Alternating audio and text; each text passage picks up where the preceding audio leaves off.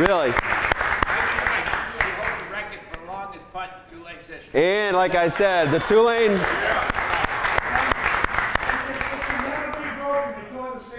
Exactly, right. Here's the Tulane football and O.J. Keys. So first off, it's an honor to be with you. It's an honor to be in this program. I feel a bit unworthy. The number of really talented, qualified people who are here, it's astonishing. Harold Sylvester was just speaking this morning. He is a spectacular local actor, and like O.J., has just been in a number of really memorable New Orleans productions. And there's a number of luminaries in our audience today. As a matter of fact, Nell Nolan just got finished speaking, and I want to thank you for coming up. And Albert Mintz is here. His wife, as a matter of fact, just got finished speaking this morning. She was part of a panel, and Albert and I actually worked together at Montgomery Barnett. When I'm not pretending to be a lawyer on TV, I actually am a lawyer.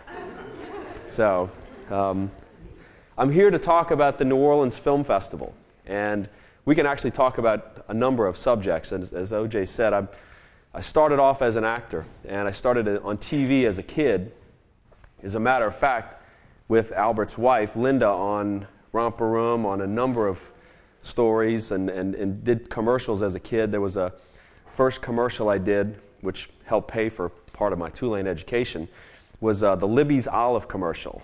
The Libby's on your table, table, table. Well, I was one of the little kids who was running around in that, and that kind of started me off. And you know, I'm shy, and I'm not good with an audience. You'll be able to tell that as we move into this this afternoon. I got involved in the film festival just a few years ago, 2 or 3 years ago. The film festival started in 1989, and its inception actually predated that by a few years.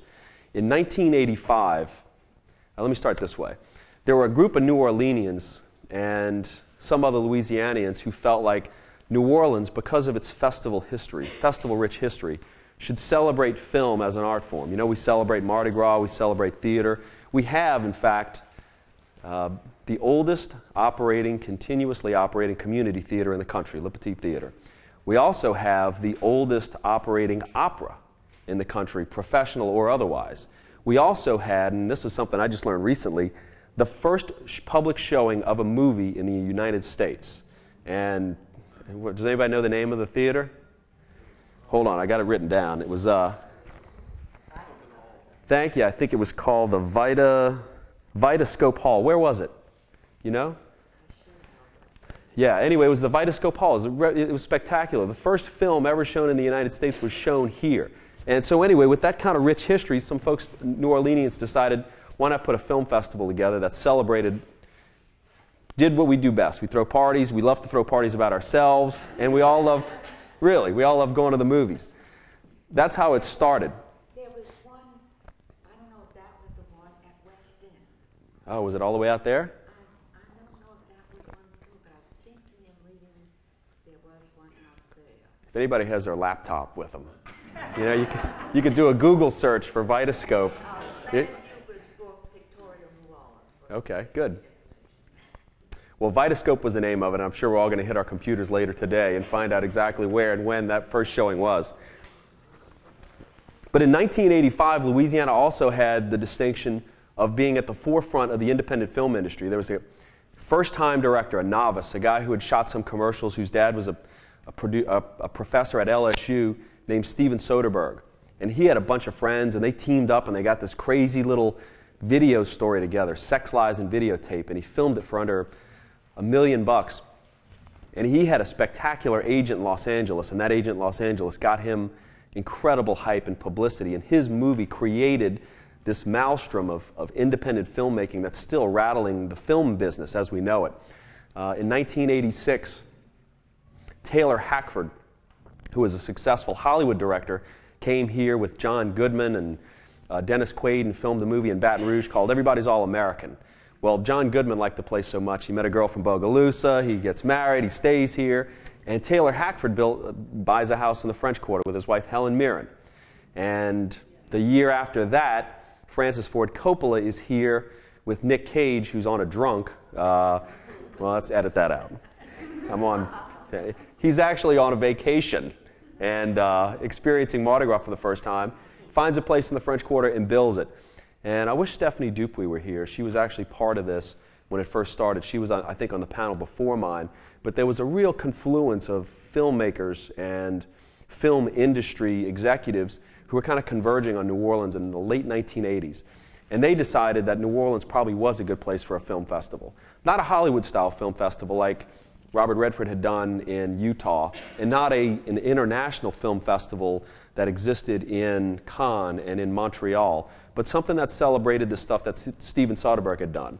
The types of films that were interesting, quirky, that said something about the individual rather than an institution, that were more, that were mainstream films, but were more attuned to personal subject matters, like Steven's exploration of relationships and the quirkiness of our own peculiar individual aspects.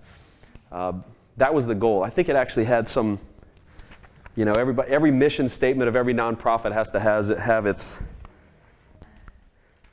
required, you know, kind of stoic language. To advance, this is it, to advance a greater appreciation of film and video, and to provide the New Orleans community with greater access to works in both mediums. All right, thanks a lot. But I think, you know, I think on a whole they've done that, because what the film festival has done since then, since kind of this Ersatz belief that I guess they figured New Orleans needed greater access to, you know, film and video, like we didn't have enough back then. I think the Solomons probably were doing a pretty good job showing movies. But what they've done since then is to create a forum for two things, really. Louisiana filmmakers, which is really critical, which is one of the subjects I'm going to talk about later. As a matter of fact, I'm going to ask OJ. OJ is actually planning and is working with, he's putting together another international concept of a film festival for New Orleans. And those two things kind of join together. But one of the things I love about the film festival, it celebrates Louisiana and homemade filmmaking, which is what I am. I'm a Louisiana filmmaker. And the films that I make represent my community and my, you know, existence here. And then it also does what every successful film festival has to do, attract celebrities. So the list of celebrities has been great. And last year we had, you know, we've had Nicolas Cage, and we've had the Coppolas and the Hackfords and the Mirrans and all the local individuals who love New Orleans. John Goodman's been a great part of this. And so it's grown in that regard. But the important thing about the New Orleans Film Festival, and I have some notes because they really wanted me to stress this, was that I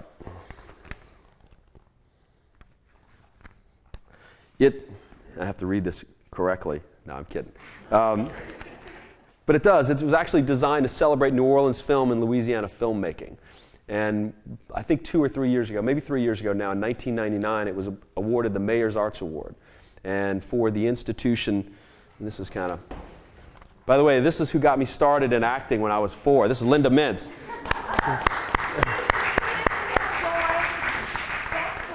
And Linda and I can be seen sparring on television now on a Lifetime movie called Malpractice. So, with Stephanie Zimbalist. I think it's still showing, in fact. But in 1999, the film festival was awarded the Mayor's Arts Award for Outstanding Arts Organization and honored as the city's leading artist, art patron and group improving the quality of life through culture. All right, another big one, right? That's easy to do. So anyway, it turned 15 years old this past year, and we've kind of redefined our mission.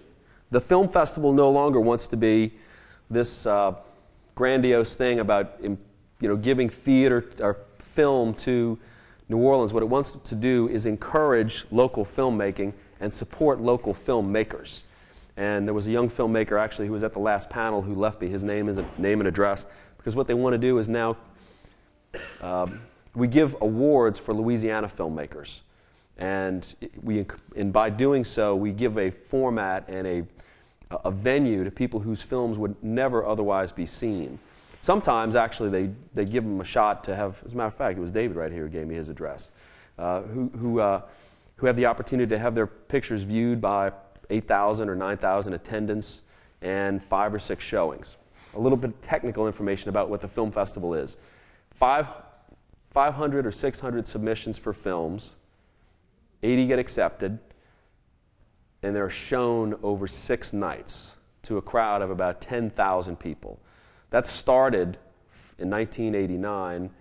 I think they showed 14 films to about this group, 40 or 50 people, and had a cash prize of about $50 and a drink at, Pat O'Brien's. And I guess the guy was happy to get the drink. Now it's actually a significant award. And filmmakers from all over the country vie to get spots in the film festival's top circuit, what they call in competition, for lack of a better term. It actually used to be called the Filmmakers Forum, and it used to be called Cinema 16 because we got a lot of 16mm submissions. Now it's called in competition, and we get feature-length films and 16mm films. If anybody wants me to, 16mm films, small gauge films, more adapt to independent filmmaking. It costs less to buy the film, and the cameras are actually less to rent. All of the films you see on the big screen are shot on 35mm film, and it's just a very expensive process, and it's a much more elaborate lighting process. So again, it's kind of designed for independent filmmaking, and it's the frontier. Louisiana and the New Orleans Film Festival wanted to be at the front of independent filmmaking, and this whole film festival was designed with that in mind. Again, to advance the greater appreciation of film and video and to promote New Orleans film community. All right, so anyway, we've been doing that for 15 years. It's been called The Con on the Mississippi by Dave Barron. It could have been the con and the cane, the sugar cane. It could have come up with a number of clever things, but he chose that. And again, I have a lot of stuff to hand out. As a matter of fact, we'll start talking about some of the films that I've shown in the film festival recently, and we'll talk about a little bit about that. And I guess one of the things that the festival is proudest of is it likes to break new filmmakers and new films. And one of the films that broke this year and helped break was a film called Capturing the Freedmans. Has anybody heard of it? You've heard of it, okay. It's a documentary about a very strange family in, I think it's in Long Island or at some place in New York. And it's a horrible, horrible topic. It was about allegations of child molestation by a father and a son of about 5 or 6 kids, maybe more. And the real discussion of the film was whether the allegations were true or whether the hysteria around the allegations built up such a maelstrom and such a focus of anger on these two individuals that there was no way they could get a fair trial. And essentially, they pled guilty, which says something to me. They pled guilty to these horrible acts, and they served a lot of time for these acts. But it was a terrific documentary. As a matter of fact, after the film festival showing, it got picked up and went to the Sundance Film Festival and showed there, and now it's actually going to be on HBO. So it's kind of one of those things where we pick that little gem out of the bushel and show that, and got the filmmakers a lot of attention. A couple years ago, we had another film that we were really proud of called Coven. Coven was a very strange movie, and it was a movie that was actually turned into another movie called American Movie. An American Movie was about the filming of Coven. So it was a movie that was made. We were the first film festival to show the actual movie about which a movie was made. It was a very bizarre set of circumstances. What was the film about? Coven, it's tough to describe what Coven was about. Coven they were from Minneapolis, so they were from the Midwest or something. It's a horror. It's about a coven. The guy's I think he's from Minneapolis. It's Coven. It's about a coven of witches. And he's this and anyway, the movie about the movie was better than the movie, Seriously, the movie about the movie was funny because it showed the characters involved in making this movie Coven. Coven was just literally it's a low budget. What did they spend, $30,000 or $40,000 of their Uncle Bill's money to film this slasher movie in the dead of winter in Wisconsin, say. American Movie are these really great documentarists who find this gem up there, and they go film these. They film the director, his buddy Mike, who carries the camera around, and buddy Mike's always like, "What do you want me to do next, man?" Like, "You got to get more money from Uncle Bill." Oh, You know, it's kind of one of those. And anyway, we hosted those guys, and they were fantastic. And their movie, and it really was, it was like there was labor of love to film this movie, Coven. This guy took every last dollar of his poor, dying Uncle Bill. And it was his life's journey to get that money back. And our showing, I'm not kidding about this, we're proud of this, our showing his film at the film festival resulted in him selling like 500 units, 500 little CDs or DVDs or videos of his film. He got like $12,000 from that. He got a lot of press from it. He got his website seen, and all of a sudden, you know, he wrote us a letter like a year ago and said, "Thanks, man, I got my Uncle Bill, but he died." So I kept the money myself. What are you going to do? What are you going to do? So anyway, that's one of the great things about, you know, being involved with the film festival, success stories like that. My own film, we actually showed, I produced a documentary called Shalom Y'all, and with two spectacular local filmmakers, Brian Bain and Susan Levitas, who are, I shouldn't say I produced it, they created and forced this thing into life, and I was somebody who actually was lucky enough to be involved with those two. And it was a documentary that's on Showtime right now. I think it's on the Sundance Channel, but it got its first showing at the film festival 2 years ago in 2000. It was the 2002 film festival, and I think the other Louisiana filmmakers, which you will hear a lot more of, like a young man named Francis James is a young filmmaker, Brian Bain, who's somebody else, Henry Griffith, I think, is another local filmmaker who you'll hear a lot of. He's actually doing a movie right now in working with a gentleman, Isaac Webb, who's another local New Orleans filmmaker who's a terrific writer. In fact, I don't know if you, Isaac Webb is working with Danny DeVito's company, revising all of his scripts. He's kind of one of these guys in the background who you don't hear of. His name's not on a lot of the material and you don't see it on the screen, but he's a really highly respected filmmaker who I hope gets to actually shoot his own works, because I think once he does, he's somebody who's always wanted to come back here and start shooting more stuff. Film Festival loves short material, interesting, quirky material too. So if you do your own material, or if you know somebody who's shooting these quirky 20, 30, 10-minute films, we showed tons of them last year. I think we showed 60 films last year that were under 30 minutes. Some of them, I'll tell you a quick story, a funny story about one of them. And let's see, Jonathan Taylor. I keep looking in the back. Do you guys know Ron? No? All right, anyway. But a theater writer, this guy was a young theater writer, helped produce in some plays of his own, but was also a guy who helped adapt some Shakespeare that Dog and Pony Theater Company did out in City Park. And he actually wrote a script and shot a 20-minute movie about another horror movie. I guess these are easy to shoot. But it's about a young man who lives right across the street from the cemeteries on Britannia, the Washington, is that Lafayette one, right on Washington and Britannia. And there's a ghoul in the cemetery. And he's tormented by the ghoul. And every night, you know, there's some strange noise, and no one believes that there's a real ghoul in the cemetery. And the movie is about him essentially losing his mind, convincing all of his friends that there's a ghoul in the cemetery. And of course, he flees the building only to find his friends taking over his apartment occupied by the ghoul. And kind of a simple story, but he did it in this really funny, creative way. And again, a kind of a success story for the film festival. We showed it and really publicized his work and his work with the local film community. I think he filmed it for $7,000 on a digital camera, and now is in Los Angeles working with another producer to do a 30-minute version of that same movie or an hour-and-a-half version of that same movie. So that's, to me, personally, the real mission of the film festival is creating opportunity for Louisiana and local filmmakers, which creates opportunity for local actors, which, you know, I kind of like selfishly fall into that pot. Like, I love local filmmakers because they give parts to local actors. So anyway, I think we have some time, about 20 minutes, and I'd like to have some questions. Yeah?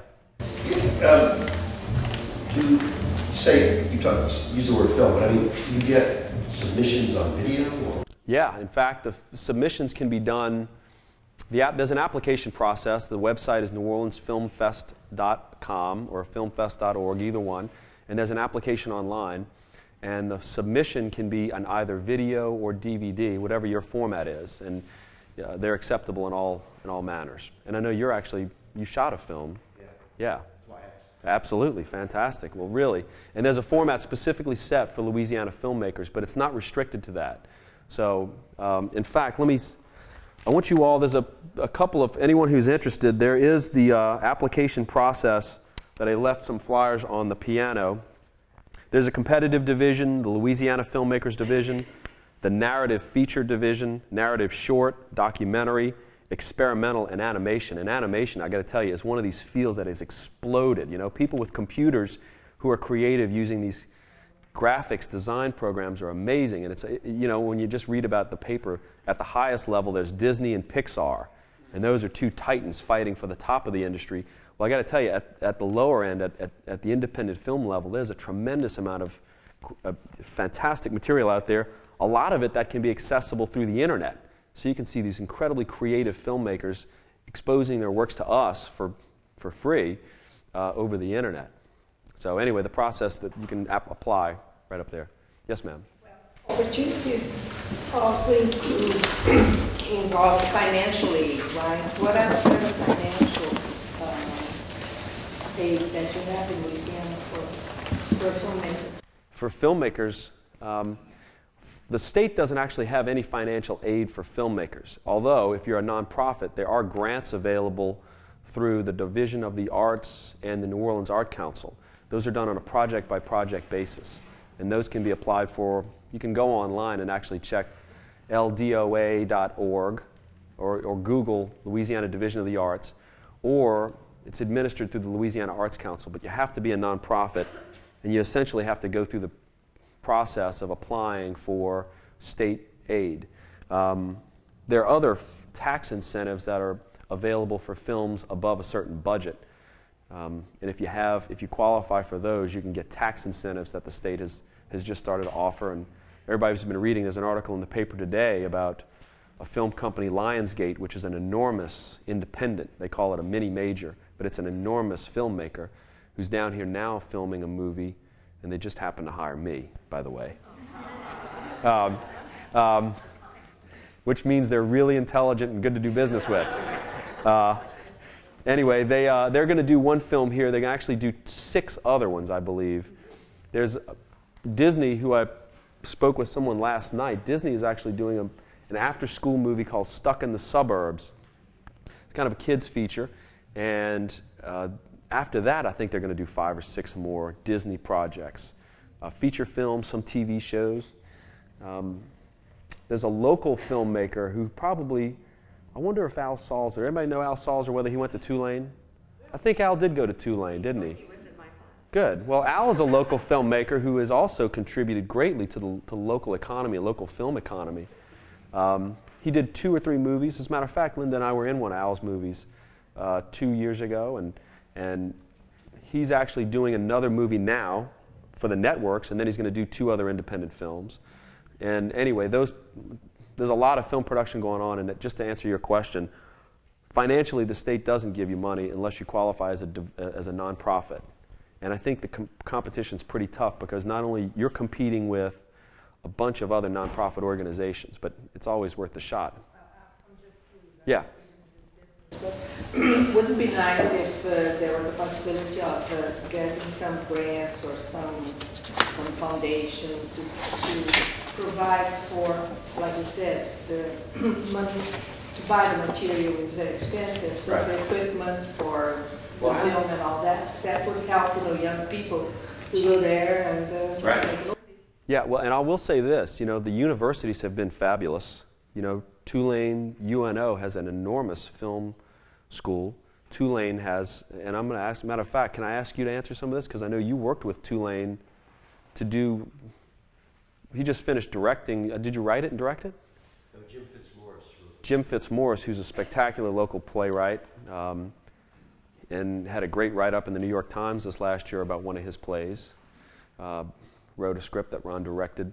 And did you work with the universities? We had pretty much university students in it, and there was a script that was written around the idea that it would take place. It's kind of a mystery satire about what happens backstage with theater students. So it's kind of specialized. But there's Novak, the New Orleans Video. This is George Bott, who's a spectacular film technician, one of the best in the city. Everybody, thanks for coming. But Novak is New Orleans Video Access. Yeah, access. It closed. Oh, well, there we go.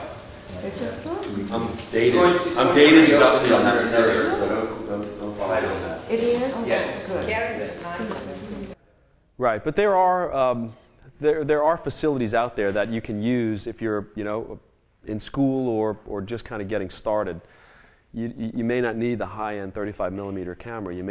There's a lot of stuff that's shot on video, on digital video. As a matter of fact, one of the fears of the industry is that the digital age is surpassing, the quality, or at least, I don't know if it's gotten to the quality of film yet, but it's very, very close to being equal to 35mm film. And you have all these really burgeoning young filmmakers who get a video camera and are not, restricted by the limitations of a budget. They're only restricted by the limitations of their imagination, and they have very few limitations. One of the big talk at Sundance right now is a film called Tarnation, which was shot for $218, plus on tape, and edited in iMovie on a Macintosh. Yeah. Picked up by Gus Van Sant for distribution. I think it's fabulous. It's amazing to see, the technology catching up. Actually, I don't even know if we're going to catch up with the technology, but to see the technology take on the titan of the industry. Really, I think the only thing that limits the young filmmaker today are the resources up here, and they're very few. Nell, go ahead. Tell us about The Scoundrels Wife. That was such a fine film, and congratulations. Thank you. I had the pleasure of working with a guy named Glenn Petrie, who in 1985 released a film called Belisaire the Cajun. And it was a fabulous, again, because I really wanted to tie that in with Steven Soderbergh's movie. Belisaire the Cajun was a feature film written and directed by this terrific filmmaker, Glenn Petrie, who's from Lockport, Louisiana. And it told the story of this wonderful Cajun tale, and it was a period piece. It was beautifully filmed, had Armand Asante in it, and a number of other stars. We went to the Sundance Film Festival, and we went to Cannes. It was a real champion of independent filmmaking. And Glenn had done some other works. I think he had directed 2 other films since then. He came back to Louisiana in 1999, handed me a 7-page outline of a story called The Scoundrels Daughter. And it was a story of Louisiana in 1944, where the father is a shrimper, and 1941, right in the beginning of the war, does this horrific act that tarnishes the entire family. And some years later, we find out that the family's still tarnished, the father's died, and we find out what he did that was so horrific that it scars the whole family. Well, in the meantime, the war's come, and suspicions about foreigners arise. And it had a timely feel to it. Well, anyway, the daughter didn't work out because we got Tatum O'Neal to play the mother, so we called it The Scoundrels Wife. And we had Julian Sands, who was a wonderful English actor, but my favorite of the movie was this actor called Tim Curry. And Tim Curry, from Rocky Horror Picture Show, if you get to spend 5 minutes with the guy, your life is enriched. I mean, you can't say enough good stuff about him. And I think he stole the movie. But we filmed it in May of 2001 down in Lockport. And because Glenn is from there, they opened the doors for us. I mean, we basically took over the whole town and had this wonderful filming experience. The movie, sadly, was a victim of bad timing. We were set to release in October of 2001. And everybody knows in September the whole climate changed. So they pushed us back 6 months, and then other movies came about, and this whole thing where we got caught up in this, this wheel of Hollywood releasing. And we finally got released in October 2002, and we did actually pretty well. We played here for about 8 weeks. We ran in New York and Los Angeles, and we had what they called a secondary release, which meant we were playing in Wisconsin. instead of playing, you know, we're playing the Art House in Wisconsin instead of like the Cineplex in Dallas, you know, but we did well, and I was really proud of it. We're actually, good news about the movie, it's being released on DVD and video at Blockbuster in April. So it's called The Scoundrels Wife. And again, best move the filmmaker made, putting me in the movie. Don't you think? Yeah, there's a scene where the Coast Guard biplane that buzzes Tatum O'Neal's boat to drop messages that a submarine has been sunk or something. And the front seat of the biplane is an amazing actor, happens to be me. Exactly. I'm not an actor. Seriously. But it was great, and I got to tell you, the movie could not have been made except for the resources of like Louisiana filmmakers asking Louisiana companies and residents to be involved. Boise Bollinger is a ship maker down in Lockport. He let us use this massive jack-up barge, and we went into the middle of Lake Salvador and created an entire film platform. And we got these great shots, like the plane and the boats, and so anyway, it was a terrific experience. The budget was about $3.5 million, all local. Was in it as extras. They were great. They really were. It was just an amazing experience how they welcomed like this Louisiana film crew. It was really terrific, and that was our mindset going in. You know, giving them an experience not of like the slash and burn big budget Hollywood picture coming in, you know, plundering everything and then splitting. We wanted them to feel like they were part of it, and they actually enriched the movie quite a bit. Hold on one second, Linda. There's somebody right behind you. As far as an aspiring independent filmmaker of sorts, we hear stories, we see stories. You know, Pulp Fiction, for instance, is a big name, but some of the films you've been mentioning, how does an independent filmmaker who's truly going on a shoestring budget, maybe, you know, a digital camera, approach or have some way to get Armando Santi to come and get in their film? Or how does, I know Quentin Tarantino had made other movies, right, but all of a sudden he's got 4 or 5 huge names. He was Quentin Tarantino came out of nowhere to us, but in the industry he had been around for a long time. The guys the example that I love are the 2 guys from Boston, Matt Damon and Ben Affleck. I mean, these are two guys, very intelligent guys, and who were very serious about building their career. You know, Matt Damon had been to Los Angeles and come back to Boston. Ben Affleck was kind of bouncing around. Both of them knew exactly what they wanted to do and exactly how they wanted to do it. And they knew exactly the story that they wanted to tell. And the interesting thing about that is that it was a personal story. It was a story that they knew better than anybody else. And they specifically focused on that. And while they were taking acting jobs in between to kind of pay the bills for the film, you know what, I did a movie a long time ago. The first real big feature film I was in was JFK. And I had scenes with Sissy Spacek. And she was delightful. And, you know, I was a young actor. I was a knee knocker. You know, I was with Sissy Spacek and Tommy Lee Jones and Kevin Costner was there. And she was the only one really who was conversant. Unless, you know, you were a girl and Kevin Costner was always around you. And I don't mind having that on video. So anyway, she actually said this, you know, because I asked her the same question. I was like, you know, what do you do to kind of, she's like, you scratch and you claw and you never give up. That's the best advice I ever got. Because this is the way she said it. She said, they never invite you in. You're never invited in. You got to scratch and claw and fight your way in. To answer specifically how you get big stars, you gotta know somebody on the inside, because you're never invited in. You got to find an agent or you're a lawyer or your best friend who knows their lawyer, and you got to get them that material. And then you have to convince them that you're the guy who can make that material what Ben Affleck did with, you know, Good Will Hunting. It's not by luck, though, and it's not, you know, I mean, I love the myth. I love that because it gives everybody the sense that it's achievable, and it is, but it's achievable at a price, the price of commitment, and you know, he and I have been working at this for years, and OJ will tell you it's a business that, I mean, it's changed drastically. OJ and I were talking before, you know, the business has changed radically in the last 15 years, 20 years, and especially since you started doing movies in the 50s, how the industry was a self-contained, beautiful vehicle that showed only one facet. You know, now we see everything, and there's a lot of it that's not so good. Well, the old studios were before television came in and started buying them up. It was like a big family. The studio had the whole cast, the crew, everybody was under contract to the studio.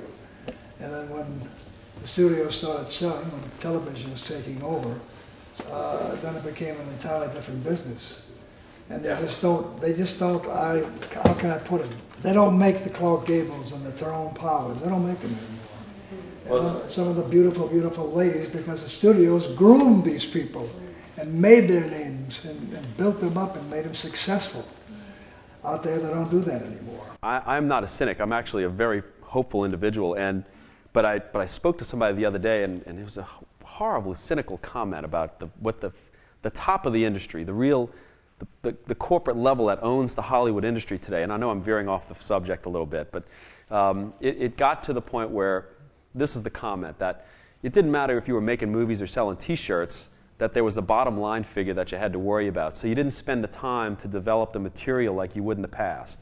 And you wouldn't work on a script for a year and then have tons of rewrites and think about this casting and then put that aside because it didn't work, or think about this casting. Now it's really, you're gunning, your budgets are tight, your time is short, and you're looking to get it on the television or somewhere else. So mindset's changed a little bit, but I still think, like for the Ben Afflecks and, you and David here, who are like aspiring filmmakers who've got great ideas, like only limit yourself, to this. Don't let anything else stop you. Well, why is it that you always can't get local people to invest in films? I'm sorry, say that again. Why is it that New Orleans can't get people to invest in films? While we have the outsiders to do it.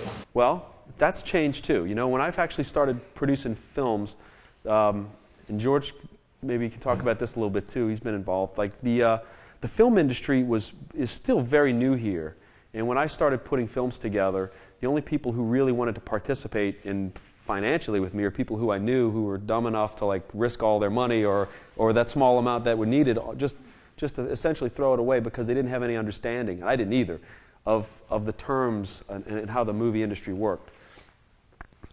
Recently, and it's very recently, but Hibernia Bank is a New Orleans institution that has forever been known as a very conservative a group that's not usually or wouldn't be viewed as something that would look to film as a real opportunity to make money. Well, they've opened a whole new entertainment branch, and they're looking for films and looking for music ventures to invest in. It's an enormous achievement. There's a venture capital company in Louisiana. Actually, there's 2 or 3 that are now aggressively looking for films, and it's under the same format that they use in Los Angeles. So you need stars, you need certain things, but I think it's changed, Albert. I think people will invest in films now if there's a format that works for their, investment requirements. Because I think the tax structure's changed so much, and I think what the legislature did a couple years ago is just terrific. It couldn't be better for Louisiana filmmakers. But I think people are investing more. Linda, you had a question? I'd like to go back to Bella's there, the Cajun, Sure. because I was very involved at that time. Right. I knew a lot of the players involved in it. And I think that there's a model there because there was a lot of local investment and how Len Petrie works, and he does work over time. But he also had, I think, the producer of it had the sugar industry at the time. So sugar money was going into the film. Right. And the producer also had... Sugar money was going into the film. How do you like that? It's a sweet deal, they call it.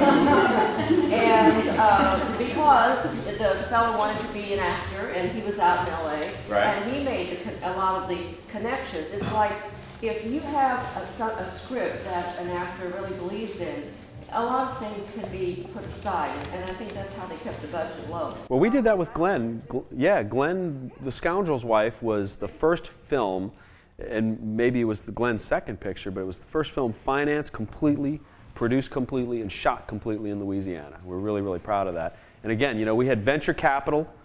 We had Louisiana venture capital matching Louisiana private equity, and it was a good deal. Somebody over here had a question. Oh, yes, ma'am. As far as the crew is concerned, either on a locally produced or anything that's filmed actually in New Orleans, right, from local producers or producers who come from outside, where does does the crew come from, and how much does the union have? What influence does the union have, or what effect does unionization have? First part, almost all the crew comes from here. Very few of your hard-working kind of local crew guys are from out of town. The top level is the director of photography, the guy who actually sets up the scenes, the lighting person who's called the gaffer. He's usually from out of town. And maybe one or two other department heads, but that's it. And on a bigger budget picture, they can bring more people in, and it's usually people the producer has worked with and feels comfortable with, because they're the ones who are ultimately responsible for how the picture turns out. So, but what is happening, you know, and I'm sorry George left, because this would have been perfect for him, our crews have gotten much better because of the number of films that have been coming through recently. So what the hope is that, you know, everybody says we've got two great levels. They got the A team, almost got two A teams, a really solid B team, and then you fall off a bit. And what we're hoping is that, you know, the C team and the D team all of a sudden rise up to the B level or A level because of the number of jobs that they're getting. Unions are a factor everywhere, and one of the reasons is that's why they're there. They're there to kind of protect the interest of their membership, to make sure that, you know, everybody's getting paid the same and their benefits are all secured. Well, does this preclude anybody coming in from outside, somebody from California applying for a job here or something? I don't think so. That's not been my experience. You know, I think everybody has tried to make sure that local people work, and that when a film is shot here, especially if there's someone here who can do this job. I'm glad you came back. So they were asking about the local crew and the unions, but I think people, an effort's been made to hire locals, especially when locals are capable of doing the job. And I said, you know, they bring in the department heads, very few, and everything else is run by us. Leaning towards hiring more and more local. Right. In the last session, I just touched on that when producers come into town, the first thing one of the first things they're worried about is how qualified is the local crew, which translates to them how many people am I going to have to travel in from out of town, put up in hotels, pay for airplane costs, pay per diem, you know, $60 a day cash for their expendables. And when they start accumulating resumes, they realize that, man, these folks down here have done a lot of movies, and a lot of good movies with very acclaimed directors and actors. So every movie that goes by our city, it's like the city's resume builds as much as ours. Right. So this Disney movie that I signed on to do, I start next week, it's the first time that in my department the entire staff has been hired locally. Yeah, so I hope it's a trend. Right. And it has been, I think, you know, especially if you look back 5 years ago, we were lucky to get second and third layer jobs, and now we're, yeah. Most of their key department heads, and then their first couple of guys that they've worked with. But, you know, now they want to make a movie with as much impact, but with as little money as possible. So it really is, you know, when you pay somebody to put up in a hotel and fly them in, it costs so much more if you can hire 1,000 people here. We have about 5 minutes. 5 minutes of videotape left. Yeah. I heard iMac mentioned. Which is the better program, iMac or Final Cut Pro for running a film company? What do you like working with? I mean, do you have a PC or do you have a Mac? I'm planning to get a Mac. I think, you know, I got to tell you, the Macs really dominate. If you go to Los Angeles and... Well, actually, my PC just crashed, so I really all right. Yeah, right, exactly. I understand. I have to say, you know, personally, I think, yeah, we had our first 2 films were done on a PC on Final Cut Pro, and they were great. But, you know, the last projects I've worked on, and I think everybody really works on Macs. It's pretty standard in film business. All the software that you can get in relation to film business. Michael, I'll let this young lady go first. Oh no, I just she's been trying to say something. Oh no, I just wanted to tell him. No, like I'm more a musician than a filmmaker, but I just did my entire demo on a Mac on Pro Tools, and I used to have a PC, and I had an Office Space seat, but finally when it died, I took it outside and I beat it to death because I needed that thing. It crashed 4 times in 3 years. So get a Mac, get a Mac. Exactly. I actually work for Mac. Michael, you were going to say something about Steven Soderbergh. Did you work with him? No, I've known him. It's funny, you know, I've auditioned for him twice, and he's not smart enough to cast me. What can you do? I mean, what are you going to do about that? No, I've known him since actually the Sex, Lies, and Videotape days. Larry Blake, who does all of his sound, is another real gem that New Orleans has. He opened up a company here, and all of Soderbergh's movies, it's funny, probably very few people in the community know this. Every movie that Steven Soderbergh does, and a lot of other big-time Hollywood films, are edited for their sound here in a little studio on Lafayette Street by this guy named Larry Blake. And Steven Soderbergh spends quite a lot of time here. It's not announced that he doesn't spend a lot of time hanging out, but he works here, I think probably a month and a half after each one of his films is completed in production. He comes here with Larry and edits the sound. I'm just drawing a blank on the name of the company. What's his company called? I know, anyway. Everybody knows, but no one knows. Yes, ma'am. In the best of all possible worlds and in a dream situation, what would you like to produce here as a next project? Back from Montgomery Barnett, Brown, Reed, Exactly. You know what? There's a couple of films that are really that I love, and one of the projects is Jim Thompson is a writer from the 50s. He was a pulp fiction writer, and I'm not sure when he died, but several of his movies have been made and been very successful. One is The Grifters with, it's fabulous. John Cusack and Angelica, I just drew a blank on the names. It's a spectacular film. Annette Bening was in it. The Getaway, it was done twice. The second time with Alec Baldwin and Kim Basinger. And there's another Pop 1280, I think was done, wasn't so successful. But Jason Patrick did a movie called After Dark, My Sweet, which was his fourth movie, a fourth Jim Thompson movie done. And then through somebody who knows him, gave me and my business partners, Glenn Armitrout and Blake Brennan, a copy of the script several years ago called Nothing More Than Murder. And it's a terrific riddle wrapped inside a mystery, and there's a con about a deception. It's this really crazy triangle. And that's a really wonderful movie, whether I have anything to do with it or not. There are a couple people who just started talking about it again, about doing it again, and I think that would be a fun movie. It's set here.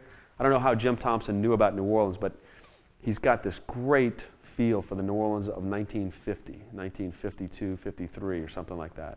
And it would be a fun movie to make here because the city would look, it would look neat, and it would be a nice, mysterious little film. It has a part for you in it. Anyway, I think that's it. So thank you very much.